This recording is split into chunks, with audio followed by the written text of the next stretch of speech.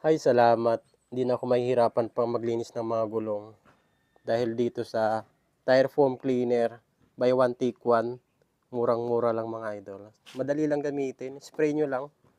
Ayan o. Para sa ating mga gulong. Sama na natin tong buong party ng ating motor. Ayan o. Tapos ikutin natin yung gulong. Ayan, para malinisan lahat. Yun na. So, salamat dito sa tire foam cleaner. Naka buy one take one pa. Ang laki pa oh. 650 ml. Legit na legit. Kuha na po kayo nito mga idol.